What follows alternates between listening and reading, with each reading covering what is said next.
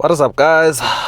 Welcome back to the channel and welcome to a new nighttime drive video. Today you join me inside the new Audi A3 and I'm going to try and show you the nighttime experience. So let's take it for a drive. Let's see the ambient lighting that you can already see at the moment, and let's also witness what the matrix LEDs can do, or what they actually do at night. So I'm not really going to talk about the driving experience, like how the car feels and whatnot. I'm just going to focus on the drama and theater that you get during the night time. And I think ambient lighting and stuff is one of the coolest inventions in modern cars right now. So at first I'll talk about the matrix LEDs. So this is the same technology you find also in the Golf 8.5, other Audi models, other VW models. But to compare this to the Golf more specifically, I just feel like these matrix LEDs are just a bit quicker to respond when you drive through very dark stretches, like the way they open up the beam and close it down. And they just seem a bit more advanced in how they operate. Basically, it's not a big difference, just a slight difference. They are still very impressive in the Golf, don't get me wrong. And one thing that I've noticed in the Golf is they are way more advanced than in the Polos and the T-Crosses and stuff. So they're really up there. It's just a slight difference when you compare to the A3. So currently this stretch of road is just too dark for us to witness the matrix LEDs do their thing, but you can still notice how they highlight the road signs and stuff. But I'm on my way to a very dark road, and let's see what they do out there. Yes. So in terms of the ambient lighting, I've selected one of the presets, but you can still customize the ambient lighting whichever way you want. Like the parts where you see red at the moment, you can have a certain color, and then here by the wireless charging pad and the door handle areas, you can choose a different color just to create a contrast. Oh, I can see the matrix LEDs are doing their thing right now, but what I usually like with the ambient lighting is I like my blues.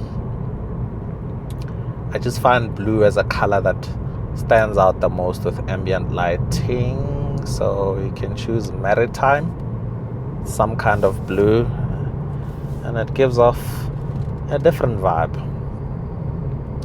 So I'm pretty sure it's hard to see on camera, but what the matrix LEDs do is the car or cars that are in front, they make sure that the beam doesn't dazzle the drivers there, but they will highlight the sides. It's cool stuff, especially when you witness it or experience it for the first time. It's just mind-blowing stuff. I really wonder how they program the software and the hardware for the lights to do what they do. I don't know, man. It's just some really, really clever stuff, very impressive stuff.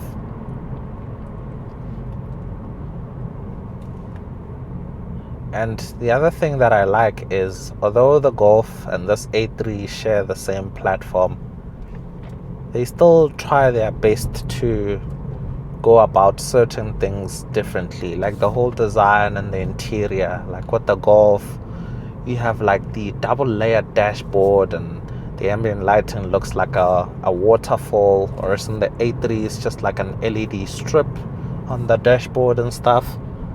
But you still have that cool door panel section. It looks so different from what you get in the Golf, and each car is unique in its own way. So I find that really cool. The other thing that you can do is some of the views for the digital cockpit are hidden in the infotainment screen, so you can't necessarily access them from the instrument cluster settings. You need to go into the screen, and they're, like I said, they're hidden away. You really need to dig deep.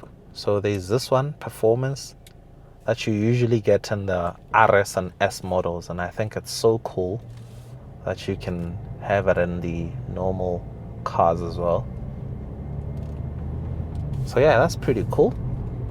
You need to go into settings, go into display. There's a menu called display. They display in something. That's where you can find it hidden in there, and it's absolutely cool. So if I cycle through view, yeah, as you can see, and you can choose one that's more of a classic look right there. And then if you scroll using the steering wheel buttons and go to navigation and then click view, you can display the full width map. Lovely stuff, really.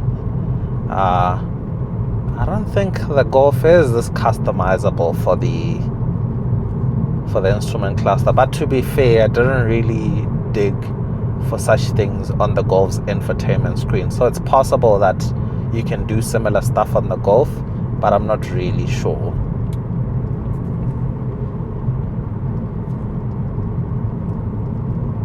So yeah, the nighttime experience is just phenomenal. The drama doesn't end. If you thought the car looks really good during the day, I mean at night it looks even crazier. And it mainly boils down to the lighting features.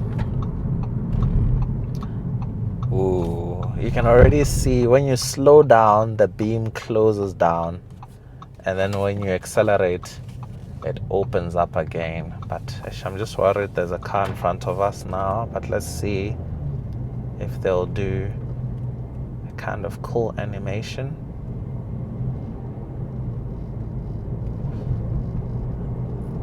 Not at the moment, probably because of that car in front. But I'll just drive around until we find a stretch that's really dark and empty.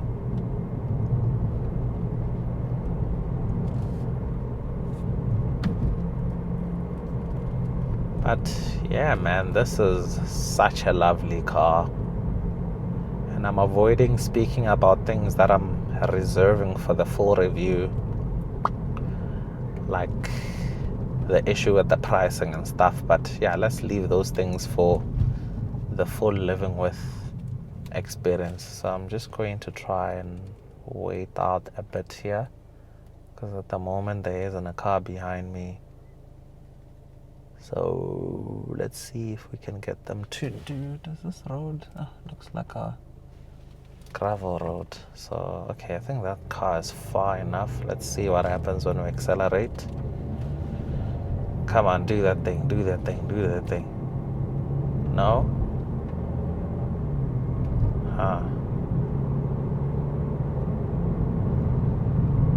There we go. And then now if I slow down, watch what happens.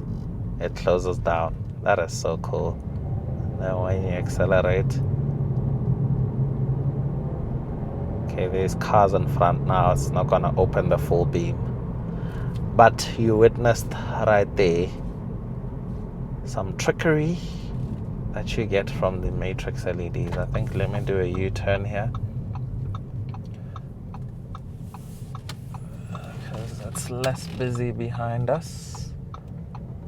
So let's go this way. I'm pretty sure it'll open up the full beam right now.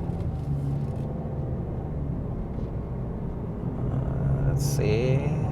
Give it, there we go. And that is matrix LEDs in a nutshell. They go far and beyond what adaptive LEDs do. Like I always say, it's almost like they are alive. Now the beam is going to close. That is so cool.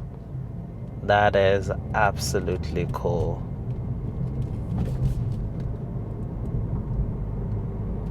That is absolutely cool. There we go. Cool stuff. Cool stuff, good people. And now they detect that there's a car coming, and they'll dial down the beam a bit. And that is the whole point of matrix LEDs, to always make sure that the road is illuminated as best as possible without dazzling other cars. I had to make a quick U-turn here, because what I want to do is I want to get a shot of the matrix LEDs in action for the full YouTube video. So yes guys, that is the nighttime experience in the new Audi A3 in a nutshell. And yeah, you've pretty much seen the main highlights of driving this car at night.